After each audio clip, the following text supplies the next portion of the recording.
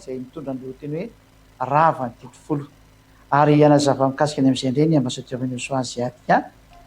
miarabantsika rehetra zay manaraka sy mandray ny fampianarana ny ambassadeur-ny so asiatiana moa zao tokatra antsika larana faharoa ny fampianarantsika ny amin'izao fotoana izao zay mitondra ny lohateny hoe rava ny titofolo magnina moa ny rava ny titofolo ina ny antony mahatonga an'izay ny antony zay atao hoe narava ny titofolo zay mihitsy no tserevantsika ny amin'ny tseny ity vo fampahafantarana ny olona rehetra ny hoe tena rava tokoa ve izy ny valiteny de tena rava tokoa tena rava ny titofolo sy lana mosea meko atsika ny antony nahatonga an'izay ny hoe ina ny antony nahatonga azy vava fa tena rava izy meko atsika koa ny amin'ny farany ny antony hoe narava azy voalohany indrindra aloha ny amin'ny ten'Andriamanitra dia zany Yahosoa zany dia tonga ampitambatra ny jiosy sy ny jentilisa zay le hoe Andriamanitra ny jentilisa ihany izy de hoe tsia fa Andriamanitra ny jiosy koa ane tonga izy ampitambatra ny jiosy sy ny jentilisa zay teny zay de hitantsika arikatra amin'ny soratra masina zay vasikely hoe Efesianina toko faharoa ampitambatra ny jiosy sy ny jentilisa izy zay hoe famonjeko hatrany amin'ny farany tany jevantsika teo raha vakitsika amin'ny boky ny Efesianina toko faharoa de amin'ny andininy fahaenina ambin'ny folo any jevantsika de iverindretsika ny amin'ny teny lalàna Mose any hoe any amin'ny mpaminany hoe misy teny miteny an'izany ve any de vakitsika ary de vakitsika eo noko andininy fadimy ambin'ny folo fa io ihany moa le izy fa tao amin'ny nofony nandravan'ny fandrafiana de ny lalàna nisy didi natao tandremana efa tonga ansaina zany tsika eto fa misy didiny ravanao nefa tsika mita tsara fa tsy azo anapina tsy azo nisorana na didy nefa tsika eto mety hoe rava ny didy nandravana ny fandrafiana de ny lalàna nisy didi natao tandremana mba anakambany atsika rototo ao amin'ny tena ny olom-baovao iray ka anaovan'ny fihavanana eto zany de misy fampihavanana eto izy aleo ampihavanana izy aleo ampihavanana satria anaovan'ny fihavanana zany olona roatota tsy miova tsy mitovy zany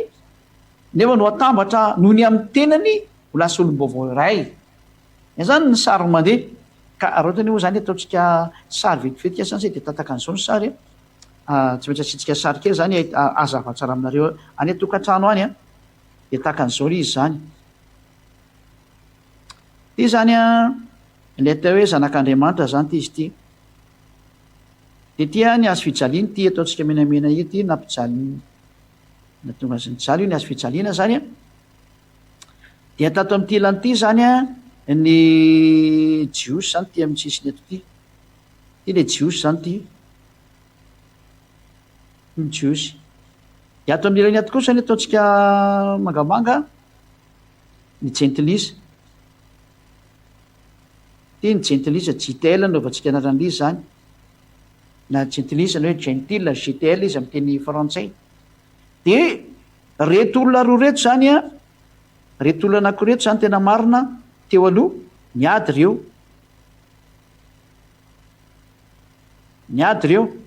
zay mahatonga ny hoe misy dika hoe différent ty zany miady ny dikan'izay mbola misy felikely moa zay miady ny dikany hoe mifanipaka zany fa rehefa tonga am'izay Yahosoa raha tsy teo zany Yahosoa de mifanipaka reo fa ny sary faharoa rehefa tonga am'izay Yahosoa de niavany reo lasa ny fampitatana am'izay zany reo zao lasa ny fampitatana izy ty zany ny première ligne zany ty fotsifotsy ty zany ataotsika hoe niady izy tamin'ny voalohany ina nampiady anazy de meko anao mivaliny fa ny didy folo sy lana poseny nampiady an'io didy folo nampiady ary ny tamin'ny faharoa kosany iza nampiavana anazy de tamin'ity kosany Yahosoa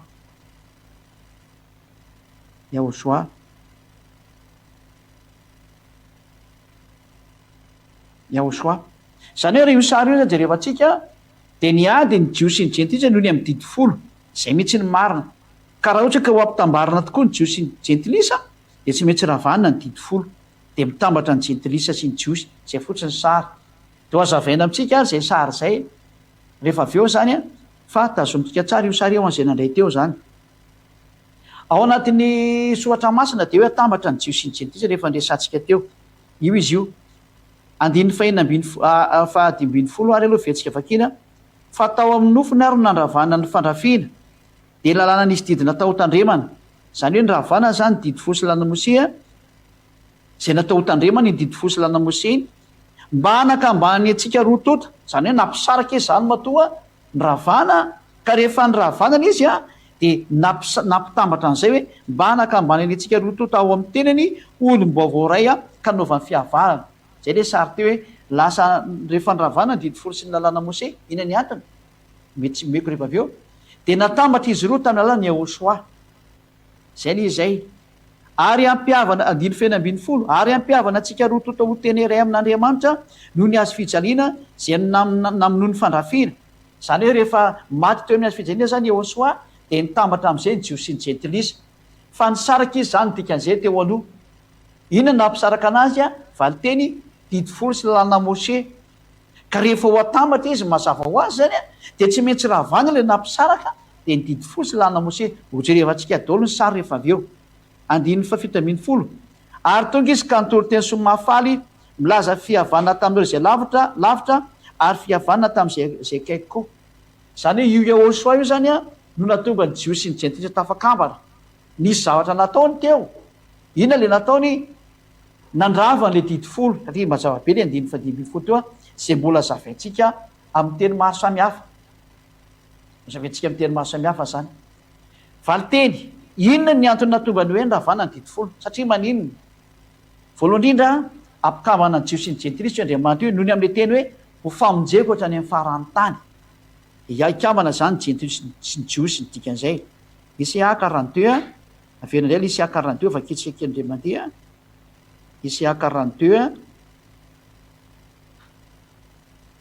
Isaia 42 eny andininy fa enina akitsika amin'ny anaran'ny Yahosoa izao iavay efa niantso anao tamin'ny famarihana ary nitantana ny tananao aho ka hiaro anao dia nomena ho fanekena ho an'ny olona ary ho fanazavana ny jentilisa ho fanekena ho an'ny olona mihitsy io le fanekena vaovao le nivakiana tany amianarana voalohany tamin'ny fampianarana io fanekena vaovao io zany no nomena ny olona rehetra ary ho tonga hatrany amin'ny fanazavana ny jentilisa zany hoe ny jentilisa zany sao dia lasa mazava noho ny amin'izao tenin'Andriamanitra mandeha zao atoka fahazitsika tsara zany zay reo tokantrano hoe misy fanekena ho an'ny olona ary fanazavana ny jentilisa zany hoe tonga hatrany amin'ny farany tany zany ity fanazavana ity mbola vakitsika kely le tenin'Andriamanitra zay hoe ho famonjeko hatrany amin'ny farany tany amle vakitsika kely io zay somary kely mamadika baiboly kely io zay adia dia mitatsika io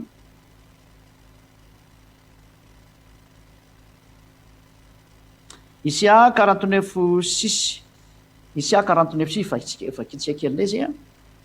Isaia 49:6 mbola iverina eo ihany tsika zany ilazana amintsika hoe tena misy famonjena hatrany amin'ny farany tany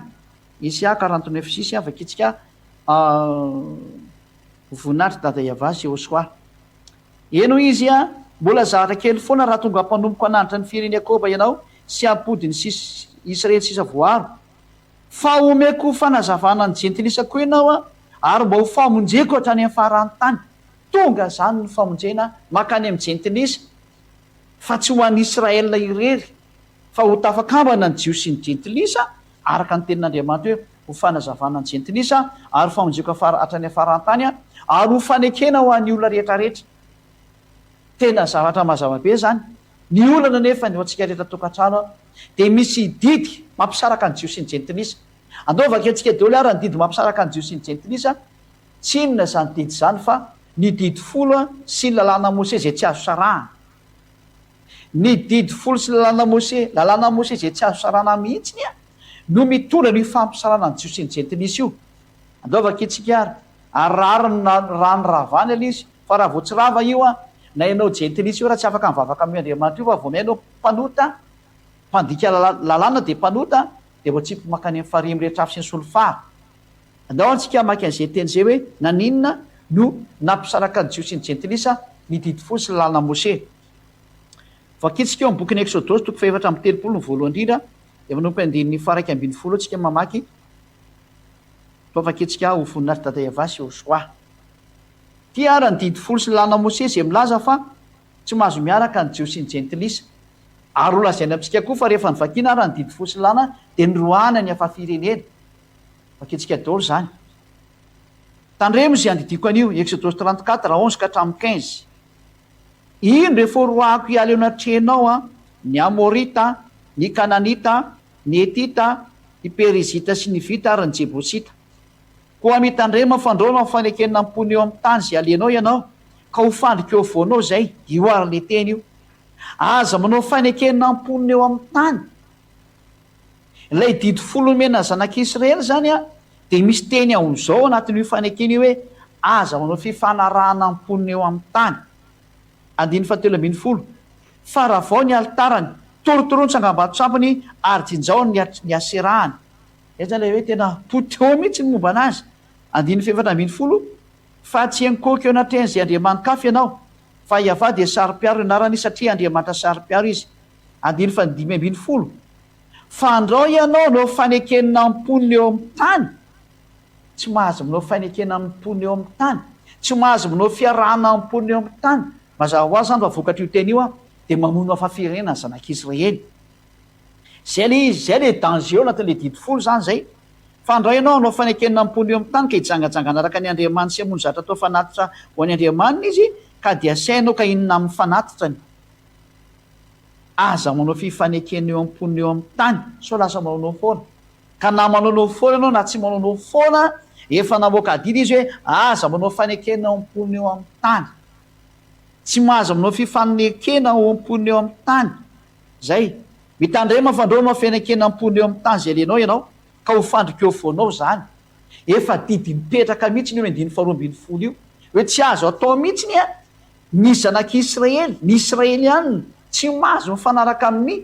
amerikanina na ny frantsay na ny anglisy na ny sinoa na ny afrikanina voarara zany rehefa antsika mahita am'izao tsika miteny zao mifanaraka tsara ny amerikanina sy ny frantsay sy ny israelianina mifanohitra amin'ny didy folana izy zany zany ny profa tsisy manaraka an'io didy itsony ny olombelo eto ambony tany efa samy miaraka manetsaketsaka an'io ary zany ny profa tsy maintsy ompiteny ty zao tontolo zao ty satria vo hitsakitsaka daholo ny teny rehetrarehetra io zay mahafinarinaritra ny olona ny tazominy ary efa tsy mahafinaritra anazy ialany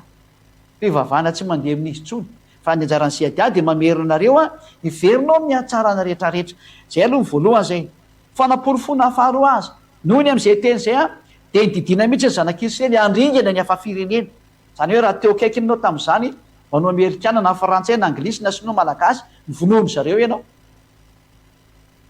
hofakitsika ara ny tenin'andriamanitra ka mibokyn'ny Deutéronomia 7 Deutéronomia 7 amin'nomboka ny dininy voalohany ka hatramin'izay mahafinaritra antsika eo Deutéronomia 7 andininy voalohany sy ny faharoa zay andiny voalohany sy ny faharoa Deutéronomia 7 a 1 ka hatramin'ny 2 rehefa entiny avandriamanitra ianao ka tafiditsany amin'ny tany zay efa idiranao olovany ary firenena maro no voaroaka ny ala eo alohana dia ny etita sy ny girgasita sy ny amorita sy ny kanita sy ny perizita sy ny vita ary ny jebosita dia firenena fito lehibe sy mahery ianao ary raha teo zany ianao frantsay dia efa maty ianao ary raha teo koa ianao amerikana dia efa maty ianao ary raha teo koa ianao sinoa dia maty ianao raha teo koa ny afrikana ianao afrikana maty koa ianao ary raha teo ianao japonais dia efa maty koa ianao fa saingy ianao tsisy teo tamin'izany fa zareo ny teo fa nyvonon'andriamanitra daholo dia noho nge dia firenena fito zay lehibe sy mahery ianao ka rehefa voatolotsy avandriamanitra eo anoloanao ireny ka resinao a dia aringany mihitsy izy tena aringany mihitsy voanohy ny dikan'izany aza manao fanekena aminy verandray mandeha le teny aza manao fanekena aminy na mamindra fo aminy aza mamindra fo aminy mihitsy ny ianao andininy fahatelo apitsika fahatelo ary aza mifanambady anakaminy ny zanakao vavy tsy homena ho vadiny zanakao lahy ary ny zanavavy tsy ho vadiny ny zanakao lahy tatsika tsara am'izany fa tena tsy mahazo mifampiraraha my afa-firenena zay ny ateo didy fosilana mose tsy azo ekena mihitsy ny a ny afa-firenena hifanambady na hiaraka amin'ny israelianina dia tsika ny hoe zao tsika miteny zao firy ny israelianina hifanambady amin'ny afa-firenena vo hitsakitsaka io didin'andriamanitra io ny dikan'izay rarina ho avy ny famononana olombelona rariny raha ho avy ny fanampitenana olombelona miomany ianao de toy antsika any le teny filmoa zany parentèse kely mbeko nefa misy zava-doza am'ty tany ty fa mba tonga saina ianao de toy antsika am'izay ny teny hoe rehefa misy any zany fandrianana zany de tena misy ve ny tena fanesorana ny zanak'isely marina ny fanilianan'ireo hafa fireneny reo de tena misy le izy raha vakitsika mihitsy ny hoe tena aringany mihitsy izy a misy bola boky kely zay rika vakitsika kely amin'ny bokyny levitikio satria levitika izy toko faharoapolo no vakitsika kely amin'izay hoe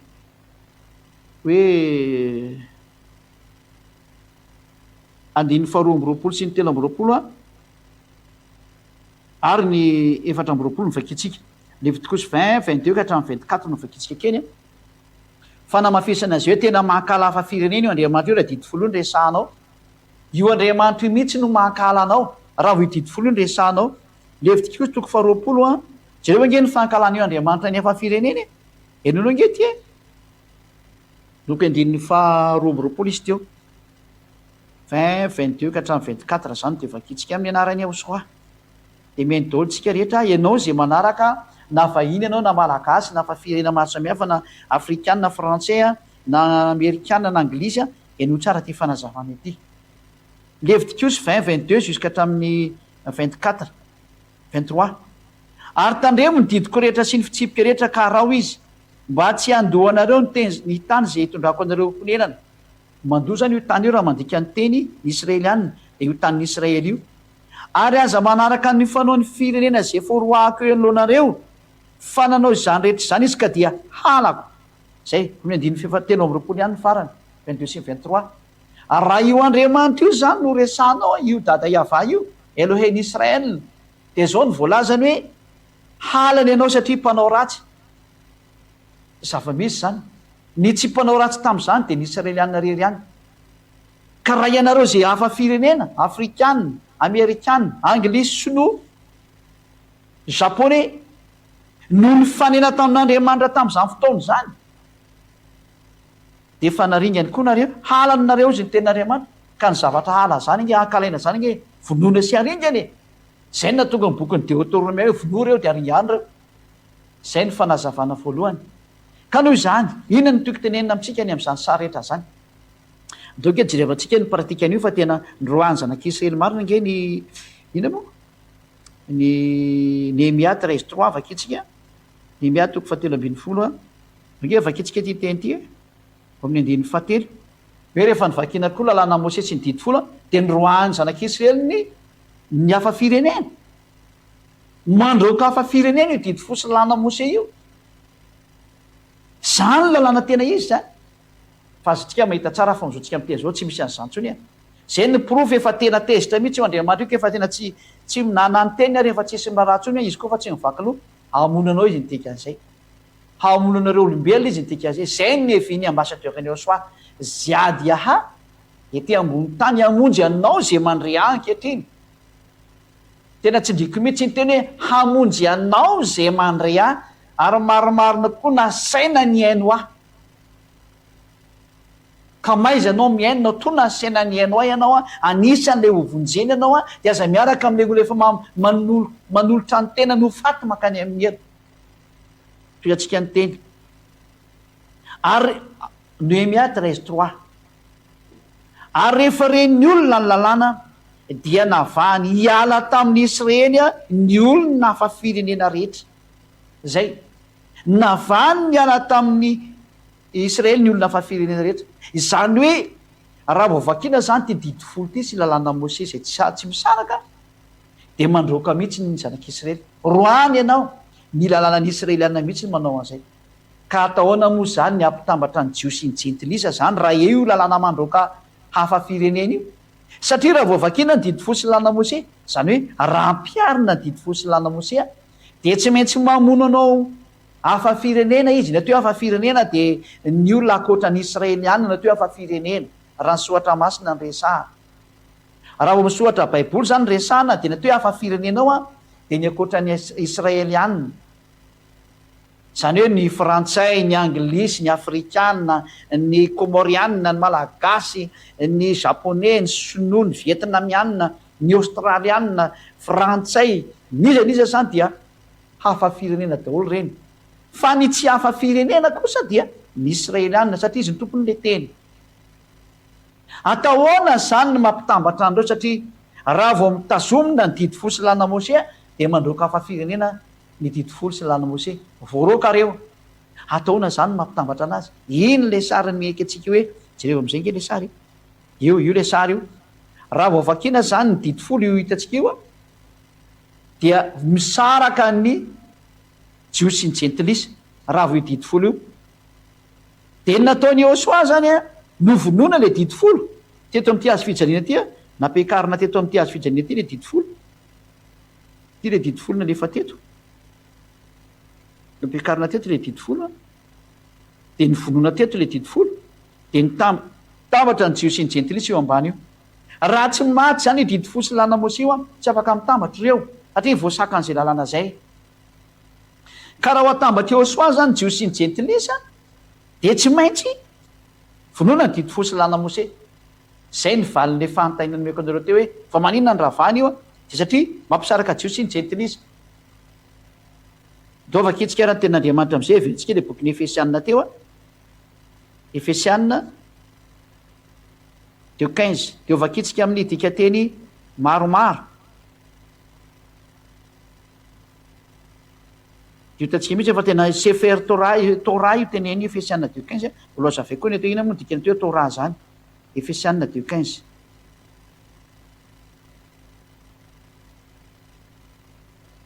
Fa tao amin'ny nofony nandravan'ny fandrafiana de ny lalàna nisy didina natao hotandremana mba hanakambany atsika rotota ao amin'ny tena ny olom-baovao raika hanaovan'ny fihavanana. Zany hoe raha va atao amin'ny nofony Iosoa zany ny didy folo sy lalàna Mose zay hoe nandravan'ny fandrafiana. De ndao zany de vakitsika izy eo amin'ny bokyny Sefer Torah ny jiosy. Ny atao hoe Sefer Torah de bokyny lalàna na le bokyny jiosy zany. De ny soratra masina soratandreo jiosy hebreo reo de tsika moa manana tena marina de vokatsika ato izy ty lay baiboly jiosy ty zany amin'ny teny hebreo. Amin'ny teny anglisy moa de zao ny titrate hoe the Aleph and Tau Mashiach means are for all mortals to repent and to fulfill. Zay moa zany soratra ato de tsika moa tsy de amaky an'izay fa le Efesianina 2:15 no vakitsika. Ity moa zany de baiboly hebreo le izy zany hoe itamasiah.com zany. Que Bible comme hébreu itamasiah.com zay zany izy. Zay zany ho an'ireo zay mamaky an'io fa meko an'ireo ny anaran'izy teo afeko indray mandeha.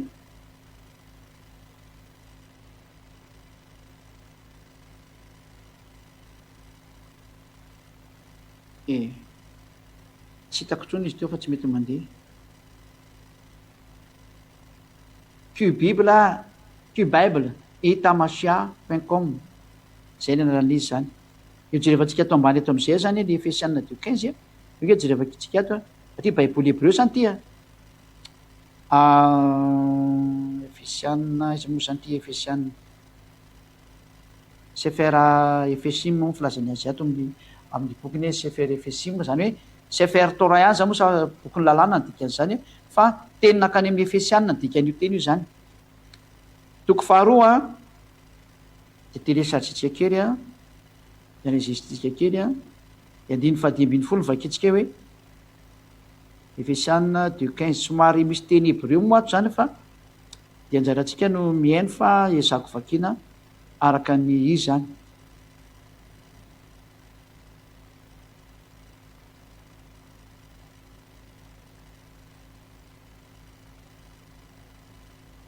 Io zany le teny hebreo io hitatsika io reo lavabe reo teny hebreo reo ito moa zany le Torah efa hito aketo ty fa aloha toizatsika am'izay le famakina ny teny zao. De ny dikan'io teny hebreo zany ty ny fandikanana azy babatlo hayeba bibsaro et Torah hamitsot vahakitrokot libro atreo ihany de ampy atsika zay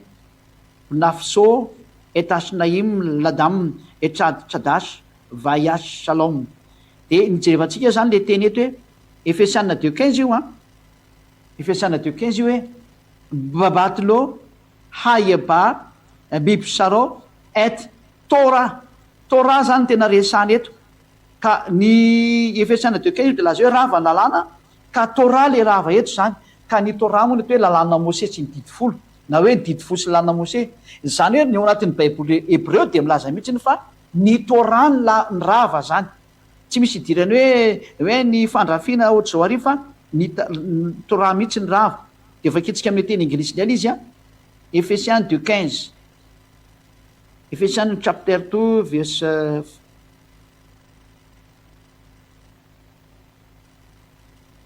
15 voilà by abolishing in his flesh the hostility which is the law of commandment tena lalàna mihitsiny ao anatin'ny commandement nefa antsika milavo voany jerevantsika tao fampianara tao amin'ny numéro 1 fa tsy azo anao ampina tsy azo any esorana ny didy fosy lana mose fa boky rainy misy anio a de tsy azo anao ampina tsy azo any esorana tsy misy an'izany hoe ty lalàna ty anasorana atao tsy azo atao zany tsy isy atao hoe ity lalàna ty anampiana kely ao tsy azo atao an'izany io didy fosy lana mose io fa tsy azo anao ampina io a ka tsy azo any esorana ihany koa fa ny voalaza ato zany de hoe lalàna mihitsiny a la loi de commandement mihitsiny a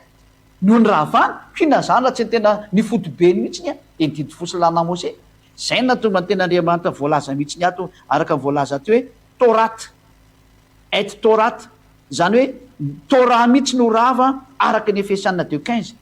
lova ketsika eo fa Efesiana 2:15 misy an'io a so nareo miteny hoe hafa io Efesiana 2:15 io a bakeo avakiko ny ato ambony ato hoe boky ny Efesien ato so nareo miteny hoe tsy izy io sefer Efesim Efesiana chapter 2 sefer Efesim chapter 2 a de viditra am'izay tsika tika hatramin'ny verse 15 voilà ozana hoe ohatran'ny sateny gasy ny teny frantsay ny teny inglisy ny ataonao tsy mampaniny zany fa mampianatra azy ady de zay aizanao anazy ny tena important io izy io bebatilo hayaba bibisaro et torata voilà io izy io lay tora mihitsy ny zany rava ny dikan'izao a raha ny ten'andriamanitra ny jerevana no zany a lazaina amitsika rehetrarehetra pahabe maso fa tena rava ny tora fa raha tsy rava io a de tsy afaka mitambatra ny jios sy ny jentilisa voilà lao tsika ary hijeryn'ny sary am'izay zany a aventsika am'izay le tableau teo a la misy an'lay saritsika zany raha vo tsy rava zany ny didy fosy lana mose de tsy tafaraka ny jios sy ny jentilisa de ataotsika zany ny sary gometsika aloha hiala tany a de aventsika le mandeha zany ny sary zany am'izao tsika miteny zao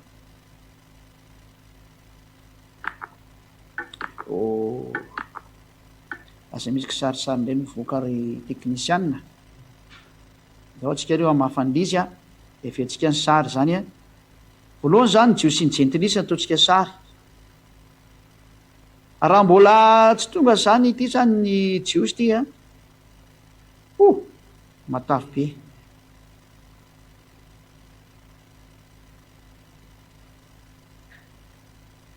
ataotsika zany izy a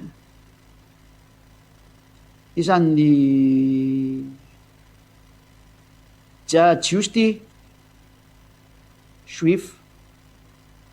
juif zany io a de tia ny jentilisa ataotsika mangamanga ty zany izy a ty zany jentilisa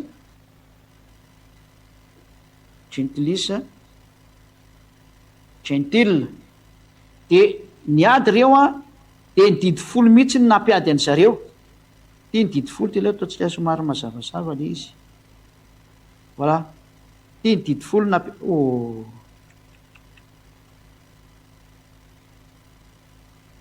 tia ny didy folo a no nampiady anazy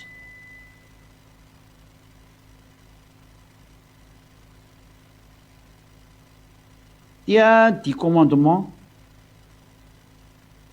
di 10 un commandement izy amin'ny anglisy zany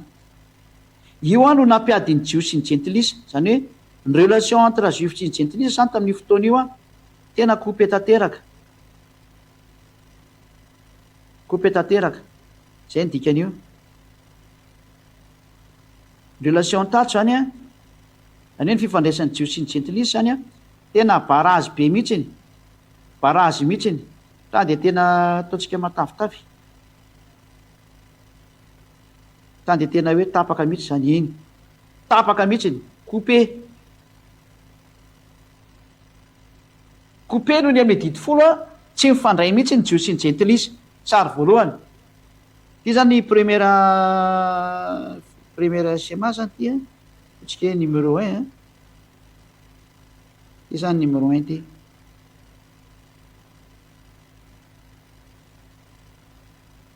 numéro 1 io a ny ady ny jios sy ny gentilisa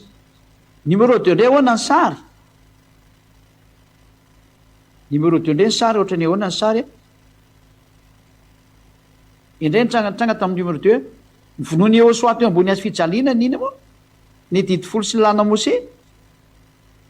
petraka am'izay zany ny azo fijaliana eto a ty ny azo fijaliana lasa de ny antona teo yahosoa zany tsy hitaotsika hoe ty yahosoa ty ny antona teo yahosoa ty yahosoa ny antona teo a io yahosoa ny antona teo zany io menamena kely io tiana atao hoe yahosoa ary yahosoa ny nandravan'io fa tsy jesosy zany zany tsy nandravan'io zany tsady tsy maina zany izy yahosoa ny nandravan'io a de rava teto ny didifolo sy lana mose fotika teo le ty maromaron ty zany nifantsika teo ataoko kely izy ty zany didifolo sy lana mose ty a iny soratra iny a de ny vonoany yahosoa teo a ataotsika croix menamena ataotsika croix menamena mihitsy ny izy a de rehefa ny vonoana zany ty didifolo sy lana mose ty de nitambatra an'izay ny tiako atongavana eto a ny fandray tanana ny jios sy ny gentilisa zay le ataotsika sarisary farany eto a ty am'izay ra ny jiosy a fa ny fandray tanana ty ny jiosy a fa ny fandray tanana tamin'ny gentilisa moa zay mangamanga tanora no ratsika anazy fandray tanana tamin'ny gentilisa ty juifa ty gitele gentile zany dikan'io gentile de ato kosa ny juif ty juif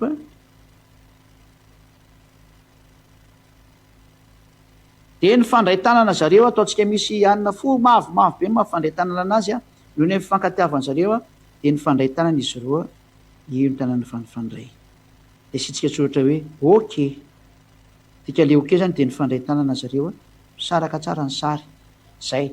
zany hoe vokatsy le didifolo rava de ny fandray tanana ny jios sy ny gentilisa io le hoe efesianina 2:15 de ny vakitsika teo efesianina 2:15 io zany ny sary omenatsika hoe raha tsy teo zany ny yahosoa nandravany didifolo sy lana mose a de tsy nitambatra ny jios sy ny gentilisa zay na tonga ny ten'andriamanitra ny hébreu 7:15 ihany koa hoe manina moa 7:19 hoe rava ny didifolo sy lana mose donc vakatsika zay ten'andriamanitra zay hébreu 7 a amin'ny teny frantsay hébreu 7 a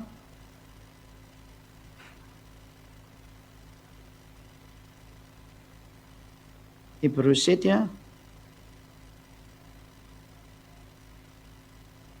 19 hébreu 7:19 car la loi n'a rien amené à la perfection et introduction d'une meilleure expérience par laquelle nous nous approchons de Dieu zay andiny fa 18 il y a ainsi abolition d'une ordonnance antérieure à cause de son impuissance et de son inutilité ny ordonnance antérieure de aboli mazava be io a zany hoe la loi de Mosè est aboli zay ny dikan'io zany ohatsika zay tsy maharaka tsara an'le teny a la loi de Mosè est aboli les 10 commandements sont abolis voilà hébreu 7:18 car cette loi n'a rien amené à la perfection satria ny ordonnance antérieure ny zanak'Israely a le lalana tany aloha tany a de ny didifolo sy lalana Mosè io mihitsy ny zany le rava satria maninona tsy nitondra nakany amin'ny fahatanterahana la loi n'a rien amené à la perfection voilà zay ny antony hoe rava ny didifolo sy lalana Mosè satria tsy nitondra ninina io ten'andriamanitra anankiroa be zao manambara fa tena rava izy a io nivakitsika teo izay zay moa zany ny fanazavana de ozy nareo hoe misy olo amin'ny teny hoe ny famorana no nampiady ny jios sy ny gentilisa valy ny diso zao no madiso anazy satria tamin'ny androny iza moa tamin'ny androny anina de niara sakafo ny ina mo ny jios sy ny gentilisa any amin'ny Grécie toko fafino moa izy dasokely jerevako kely Genesis a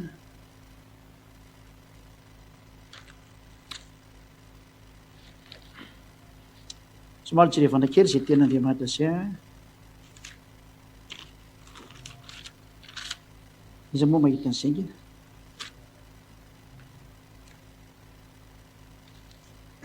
atika hatramin'ny Genesis 24 izy iny dasika tsy efatsika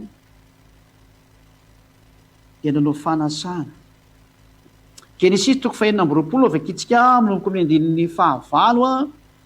dia toizatsika fahavalo sy ny fahasivy a dia toizatsika ary amin'ny andinin'ny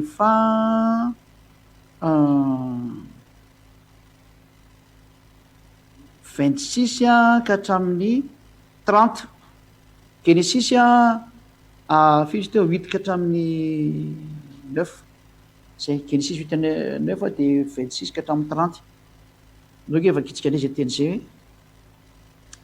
hoe tsy nampiady ny jiosy ny jentilisa zany ny famorana ka raha misy miteny fa le fiasana de 15 io dia resaka famorana atao a valiny diso zany tena zavatra tena famonoana olona zany ary tena resaka lainga mihitsy zany a tena famitana Genesis 26 izy teo a 26 a dia manomboka amin'ny andininy fahafito izy teo a 6 ka hatramin'ny 8 ny vakitsika zay aloha ny voalohany ary Genesis 26 a 6 ka hatramin'ny 8 zay hitantsika eo zany ary Isaka dia nitoetra tao Gerara ary ny lehilahy tompon-tany nanontany ny amin'ny vadiny ary izy anabavika izy aiza moa izany dia ny fahavalo fa natahotra ny laza hoe vadiko izy fandao hoy izy hamono any lehilahy tompon-tany no Rebeka satria tsara tarehy loatra Rebeka ka rehefa nitoetra ela teo izy dia nitsirika teo am-baravarakely Abimeleka mpanjakan'ny Filistina ka nahita fa indro Isaka ny sangy tamin'ny Rebeka vadiny zany Abimeleka sasany dia hitantsika eto fa mpanjakan'ny Filistina io mivandravandra be io zany hoe manana ny toerana mizy azy fa mpanjaka dia na zavatra nitranga ary amin'ny fahenina amby roapolo arivo akitsika indray a fa niarana nao fifanekena fiarana amin'ny sakafo tamin'ny iza moa andiny fahavalo amby roapolo mivaketsika fa sivy roapolo ary izy ireo Genesis 26 28 ka hatramin'ny 29 efa hitanay marimarina kokoa fa momba anao Iavà i Abimeleka io no miteny a ka dia hoy izahay aoka samy anao fiany any isika dia izay sy anao ary aoka izay anao fanekena aminao fa tsy anisy andiny fa sivy amby roapolo fa tsy anisy ratsy anay ianao dia tahaka ny tsy nanendrenao akory sy tahaka ny tsy nanaovana inona taminao afa tsy nysoa ihany fa efa nampandehanay soa aman-tsara ianao a fa ianao ankehitriny efa mitahiny Iavà andiny fahatelopolo dia nanao fanasana ho azy Isaka ka dia ninana sy nisotro izy eto zany Isaka sy Abimeleka dia efa niara-ninana sy nisotro nefany Isaka dia mifora dia Abimeleka tsy mifora ka raha miteny nareo hoe ny famorana no nampisaraka Isaka efa mifora satria zanaky Abrahama izy nefany niara sakafo tamin'ny Abimeleka zay Filistina zay ava-firenena mazava zany ny valiteny fa tsy nampiady na nampifandrafy ny famorana ary raha dia diso zany zay hevitra zay fa ny nampiady ary nampifandrafy dia didy fotsy lana Mose ary voaporofo tsara zany fa raha resaka famorana nresanao niaraka tsara nge Abimeleka sy Isaka io niara sakafo nefany Isaka dia mifora ary Abimeleka tsy mifora ka raha nampiady ny famorana dia tokony tsy niaraka izy roa lahy nefa nary izy eto milaza hoe ary dia nanao fanasana ho azy Isaka dia ninona sy nisotro izy ary nanao fifanekena zay mihitsy le voalaza eto ambony ato hoe hanao fanekena aminao dia natao moa le izy ao amin'ny andiny fahavalo amby roapolo hoe ary aoko zay hanao fanekena aminao dia zay dia rehefa vita le fanekena dia nanao firamo-sakafo ry zareo porofo fa tsy nampiady ny ina moa ny famorana ary raha misy miteny hoe niady a zareo satria tsy mifampiditra trano ka izay le lalàn'ny Mose le nresako taminareo hoe aringany reo dia zay le mahatonga tsy mifampiditra trano lalàna Mose no natonga an'izany zay le hoe ka izany le misy an'le hoe Cornelio dia hoe tsy mahazo mifampiditra trano dia zay no mahatonga anazy nisaraka tsy nifandray lalàna Mose zany zay no fanaporofonina fa tena lalàna Mose no nampiady zay zany ny fanontaniana rehetra zay ilanareo ary voaporofo eto tsara mihitsy fa tena rava ny didy folo zany dao atsika maky ny fanazavany ihany koa anankiray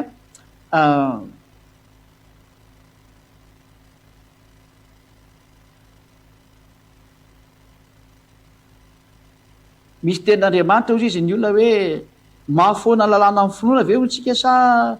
de hoe sanatria zany ka hoana zany no ravan'le didy fosy lalàna mose nefa hoe mahafoana lalàna amin'ny finoana ve tsika de hoe sanatria zany fa vao miay mampiorina azy tsika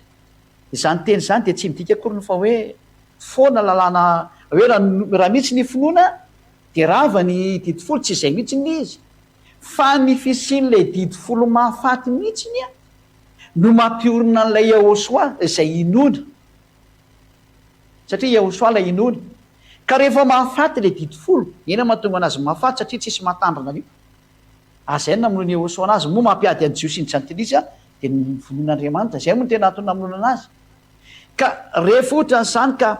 ohatra ny ten'Andriamanitra hoe tsy mahafoana lana fona le ao Israela tsy foana fa ny fon'ny Yahosoa mipetraka aty amin'ny Yahosoa ty foana ngeny izy ao amin'ny Yahosoa ny foana ny didy fosy lana Hosea fa ny ao Israela mipetraka foana izy de ndray ataontsika sary lay zay sary zay teny zay aloha de hitanareo tsara ny fanazavana azy hoe moa ve foana lalàna noho ny amin'ny finoana didy fosy lana Hosea zany de valiny de zao metsika reny sary ty Israela ataontsika sary eto ty Israela zany ty Israel no sary boribory dao zany nareo ny an-trano ao no mihaino radio de ho Israela ao anatin'io Israela io ny didy folo efa mipetraka ao anatin'io ary tsy za kory nanalany io tao a mbola ao io mandrak'androany eny zareo ao didy folo io fa rehefa hiaraka amin'ny Yahosoa ianao vao mialamy io zay ny teneniko taminao kosa zay a ty ny didy folo ty na le 10 commandement de ty Yahosoa ty Yahosoa ty kosa ny Yahosoa ty zany aty amin'ny lanitra Yahosoa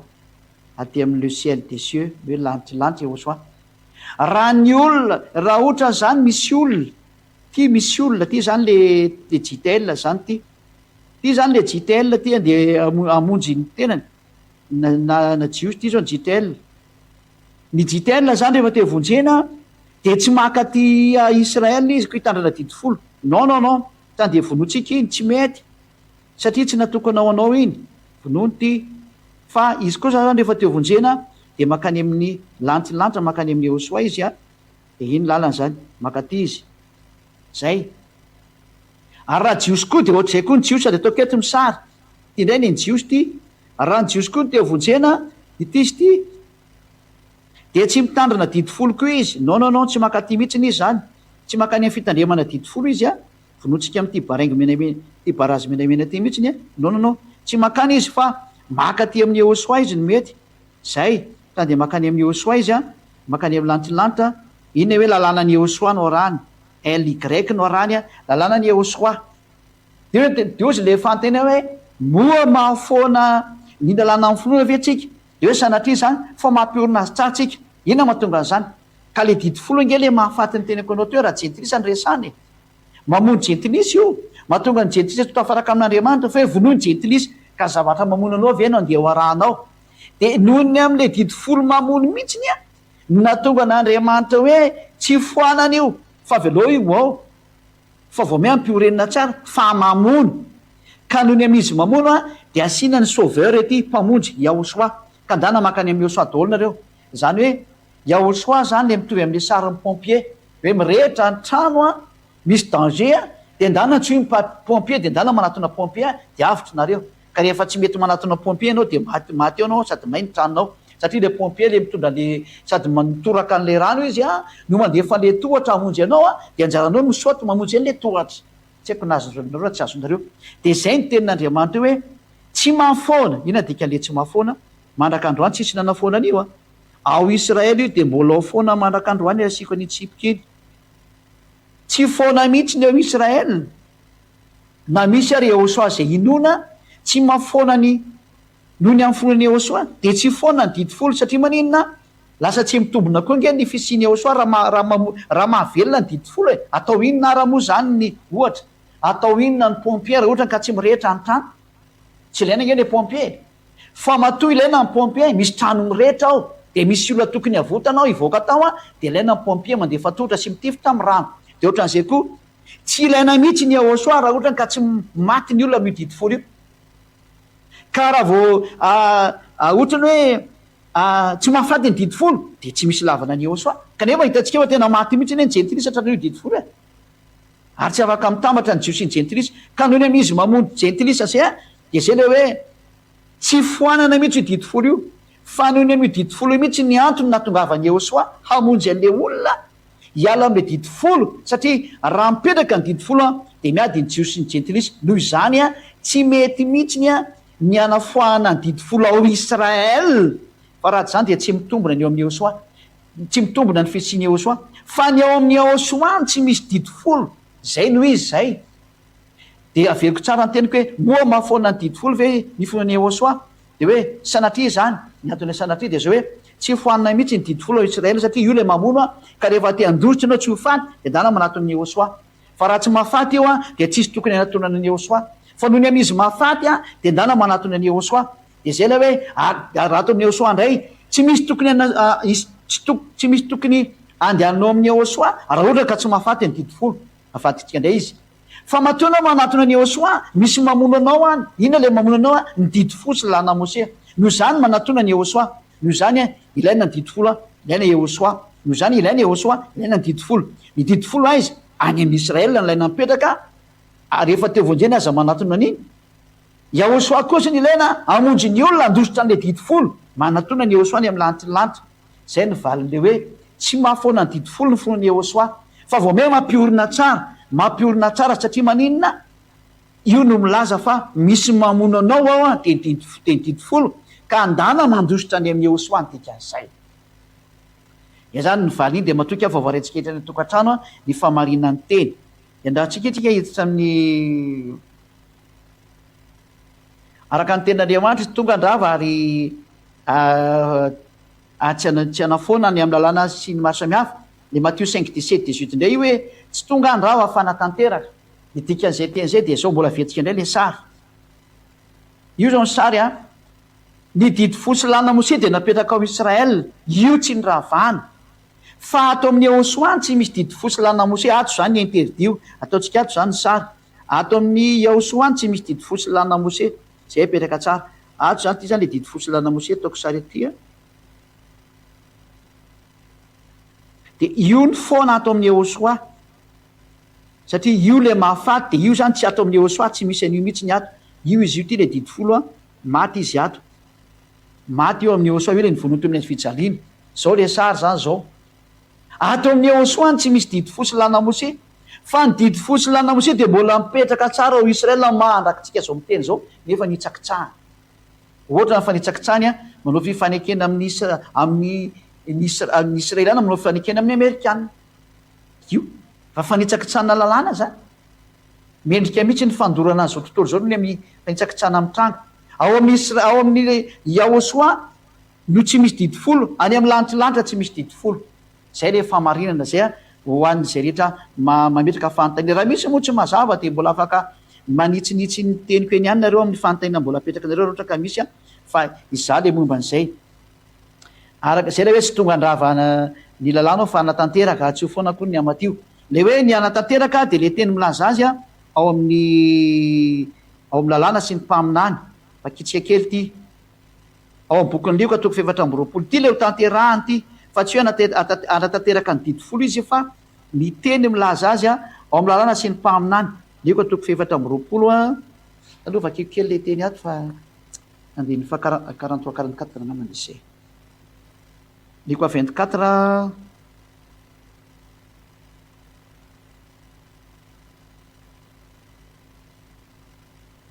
lioko 24-44 ity le tsy maintsy ho tanterahana eo izy taminy izao ny teniko zay nolazaiko taminareo fony mbola atao aminareo fa tsy maintsy ho tanteraka zay rehetra nano ratanaty eo amin'ny lalàna mose sy ny mpaminany ary ny salamo ny ho tanterahany eosoa zany a de le teny milaza azy teo amin'ny lalàna mose tahaka hoe tsisy tapahana ny taola aho sy ny mpaminany za zany teraka ao atsika reny le hoe teraka ao Betlehema manjody izy reny le izy ary ny salamo ary ao amin'ny salamo le hoe ary ny akanjoko de nanaovany filokana ka de zay nanaovana filokana ny akanjony zany zay le teny milaza anazy a ao amin'ny lalàna mose raha ao amin'ny lalàna mose moa de nivoaka tao koa ny anarany zay taony ny voanarany hoe Yahosoa avy eo amin'ny lalàna Mose. Ao ny teny milaza azy, zany hoe le teny milaza azy dia nivoan'ny anarany ao amin'ny lalàna ary hoe tsisy tapahana ny taolana. Ao amin'ny mpaminany le hoe naterahany sy momba azy hoe Betlehem Joda izy ny teraka sy ny maro samihafa, ary hoe nisy feo taorama rely ny tomaniny zanany reny, ary ny salamo ary hoe nanaovany fibokana ny akanjo. Ohatra telo reo nomeko antsika fa be deaibe le izy. Reo le tenyny tanterahany fa tsy haiko hoe nanatanteraka ny didifolo izy, tsy misy an'izany. Tsy misy Yahosoa nanatanteraka ny didifolo zany le zanak'Andriamanitra, tsy misy zany. Fa ny teny milaza azy amireo lay mitantarany momba anazy hoe tonga ao amin'ny ronam-boky ianao ny sitraponao Andriamanitra, reny le tanterahany reny araka ny bokin'ny salamo hoe hono hoe zao niteraka anao androany, dia iny Yahosoa le teraka. Reny ny teny milaza azy ao amin'ny salamo reny reny ny tanterahany hoe nateraka ny Virjiny izy izy tonga io. Reny teny reny no tanterahany fa tsy haiko hoe nanatanteraka ny didifolo izy. Izy mihitsy niarana nitsakitsaka ny didifolo tamin'ny andro sabatana e. Rovakitsika ny tenin'Andriamanitra hoe tamin'ny andro sabatana nge izy no nanasitrana le lehilahy marary ny paralysisy e. Raha vakitsika ny bokin'ny aiza moa bokin'ny Isaia Jaona zafady indrindra Jaona 5 dia raha tsika mahita eto hoe nitsakitsahany Yahosoa nge ny sabaty e, ary hatrany amin'ny dada iavarana nitsakitsaka an'io koa. Jaona 5 dia vakitsika manomboka ny andinin'ny 17 lolo vakitsika amin'ny andinin'ny 9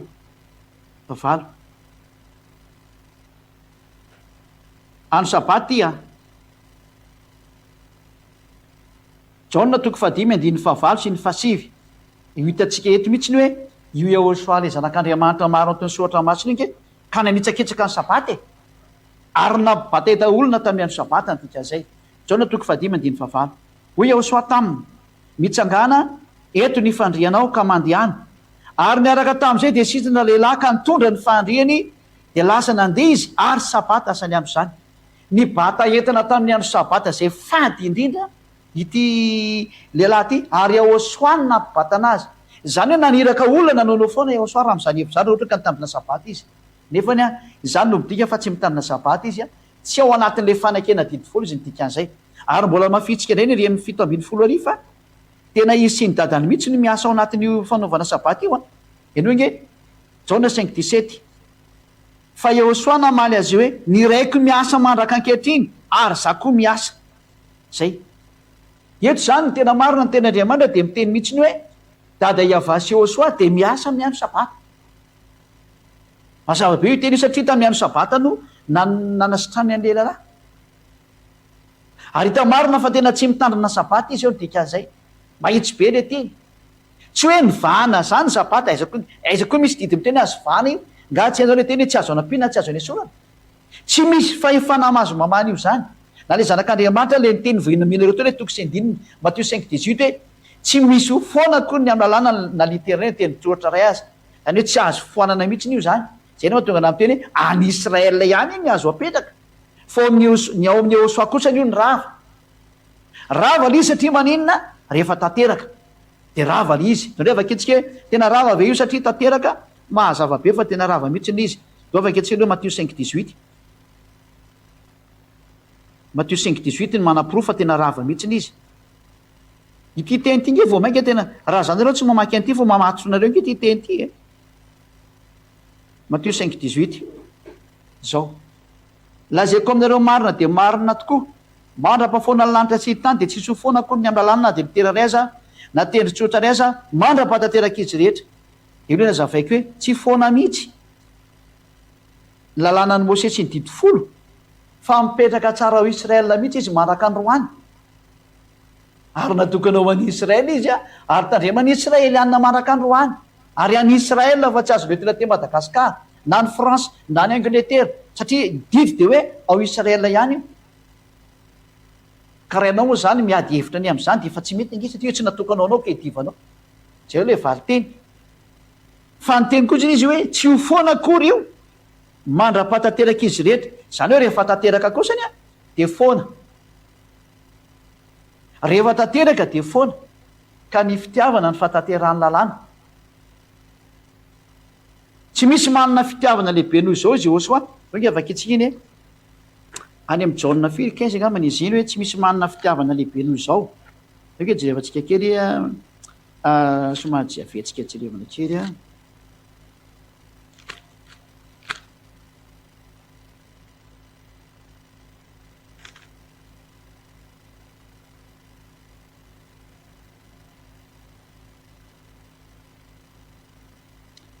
Jauna 15:13 no vakitsika zany ao anatin'ny baibolinareo Jauna 15:13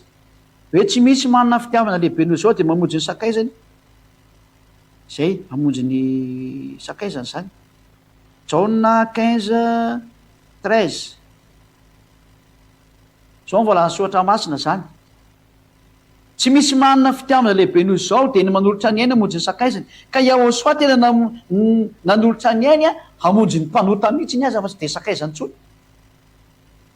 Mety mahavita mamonjy ny olona ihany ny olona anankiray namany fa tsy misy tsy olona mahavita mamonjy mpanota zany mpanao ratsy tsy possible zany. Nefa io zanak'Andriamanitra io tena namonjy olona mpanao ratsy zany no tena manana fitiavana zany. Ka raha vao Yahosoa manana fitiavana de foana zany lalàna dikan'izay eo aminazy. Romanina toko fahandratsika romanina fidy izy zany. Romanina 13 romanina 13 firy koa de ny fitiavana no fahaterahan'ny lalàna. Romanina 15:13 angambany izy ity romanina 13:10 nao vakitsiny re romanina 13:10 ko Yahosoa nanan'le fitiavana de foana zany izy noho ny amin'ny Yahosoa re olona ka de mampaheranareo fa tena zay izy io foana izy. Romanina tena tsy foana zany io foana izy rehefa tanteraka Yahosoa natanteraka an'le fitiavana vakio tsara ity. Ny fitiavana tsy romanina 13:10 ny fitiavana tsy manisy ratsy ny namana koa ny di fitiavana ny fatanterahany lalàna ka rehefa tanteraka zany le fitiavana rehefa tanteraka ny lalàna zay hoe satria mandra-patanteraka izy rehetra zany hoe ny fanatanterahana lalàna zany de fitiavana ka rehefa nitanterahany Yahosoa le fitiavana tamin'izy niadina teo amin'ny azy fijaliana namoy ny ainony aminao de foana ny didy folo satria tanteraka am'izay izy nydikan'izay. Ny fitiavana ny fatanterahany lalàna ny limitin'le hoe mandra-patanteraka izy rehetra zany hoe tsisy foana akory ny lalàna sy ny didy folo mandra-patanteraka izy rehetra zany hoe rehefa tanteraka kosany izy zany hoe foana ka tsy nisy natanteraka an'io raha tsy tao amin'ny Yahosoa satria tam'le fitiavana ny fitiavana ny fatanterahany lalàna ka Yahosoa navita nanolotra ny ainy hamonjy ny olona de Yahosoa zany no tena tompon'ny fitiavana ka rehefa tonga Yahosoa maty teo amin'ny fijaliana ino no tena fatanterahana lalàna de foana ny didy folo ny dikan'izay noho ny amin'ny ataon'ny Yahosoa rava automatika izy. Zay zany valy tena menanao rava ny didy folo tena rava akoatran'izay fanazavana menanao teo ka mbola ny fantany mbola misy foana ny amaliko anazy satria be deaibe le zatra le hoe masina sy tsara ny didy ka ahoana no hoe ny ravana de tsotra kely masina sy tsara ny didy fa any Israel ka raha masina sy tsara ny didy tsy midiko ny hoe tsy azo ravana ko ny sabata angamba moa tsy masina koa fa ravana izy mitsahany Yahosoa le sabata fa ny tena marina zany ny dikany ateo hoe ny ravana de tsy mipetraka amin'iny intsony zay ny dikan'izay. Ino mantsy ohatrany hoe lalam-panorenana na hoe constitution natokana ho any Jiosy iny ka rehefa natokana ho any Jiosy iny de tsy idiranao malagasy ka nametraka constitution voalohany Andriamanitra de didy fosilana Mose nametraka constitution faharoa ndray Andriamanitra Elohei na Elohim de Yahosoa miaraka amin'ny lalàna tsy ny didiny Yahosoa de anjaranao zany misafidy hipetraka amin'ny constitution tao aloha ianao zany constitution vaovao amin'ny Yahosoa fa zao no nataon'Andriamanitra no ravany le constitution taloha mametrany an'le vaovao. Ohatrany ny olombelona zao manao référendum rehefa hiala amin'ny le constitution voalohany ao de manao référendum mahitsynao amin'ny constitution faharoa ka rehefa tafapetraka constitution faharoa de rava ny constitution voalohany tsy mandeha tsony iny ohatry zany io. Ny constitution voalohany de ndidy fosy lana Mose ametraka ny constitution faharoa Andriamanitra de tsy maintsy ravany io vao mipetraka ty constitution faharoa ty satria ny mitondra le constitution faharoa de Yahosoa miaraka amin'ny lalànan'ny Yahosoa ka mba ahafahan'le constitution faharoa mipetraka de tsy maintsy ravana ny constitution voalohany ary nena ny ravana azy de Yahosoa ihany ary nisy motif izy matony ravany io efa nazavaiko teo le motif hoe zao ny antony nandravana azy ka tsy le koa le masina sy tsara noho ny ravana fa le constitution mihitsy noho ny ravana tsy mipetraka tsony iny ny soron'Andriamanitra iny ravan'Andriamanitra iny ko ny adalany le jiosy mbola mitazona iny inge tena rava zareo no te hipetraka ao anatin'io fa Yahosoa fa namonjy izy tsy te hiditra ny tena marina.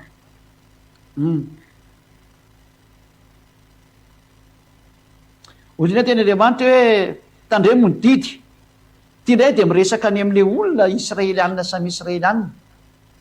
hoe tandremo ny didy ka samy israelianina neo miresaka reo raha nanontany zany le israeliana hoe ahoana ny azoko ahoana ny ataoko ny azoko fiainana mandrakizay de hoe le zanak'andriamanitra hoe tandremo ny didy de ozy le olona hoe manino Yehosoa no teny an'izay tsotra ny antony le didy nytenenina tamin'izany de didy ho an'ny israelianina ary satria mbola tsy vitany hoe kalvaria ka ny mipetraka tamin'izany fotoana zany de mbola nalàna Moshe de ndana tandremo io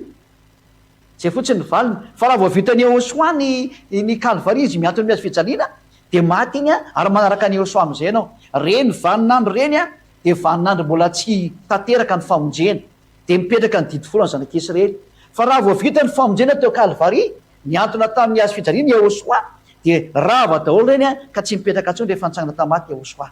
reny zany le didina rano raha mbola tsy vita ny kalvariana ny famonjena zay ny valan'izay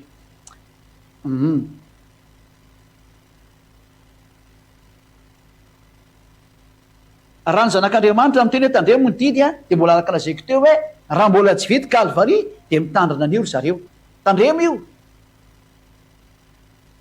fa natokana ho any zanak'Israely mantsy io tsy azo dikaina zay fa rehefa vita kosa ny famiatrana ny fanekena vaovao de tsy maintsy miala am'izay le fanekena taloha de didy fosilana Moshe tsy maintsy miala io tsy andriko mafy mihitsy zay ny nandravana azy ary efa meko daholo motifa nandravana azy teo mampisaraka any Jiosy am'jintilisa io de zay nanapiten'Andriamanitra iny constitution iny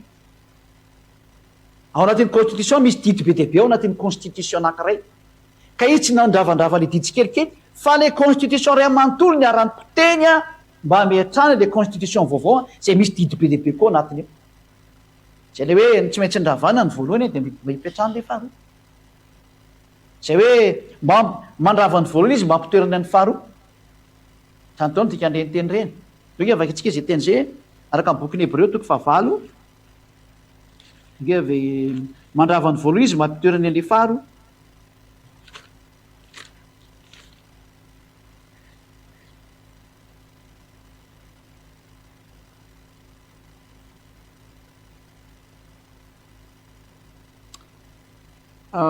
Hebreo toko 9 vakitsika amin'y andiny 7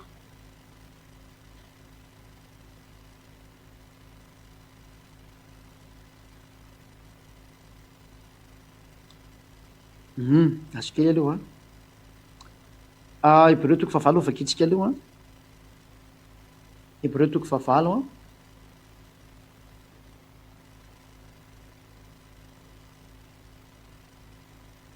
Hebreo toko 9 sady misy fantena petraky ny olona moa zany amin'amy zao direct be zao de tsy mihina fa mety be izy de valitsika io ihany araka ny izy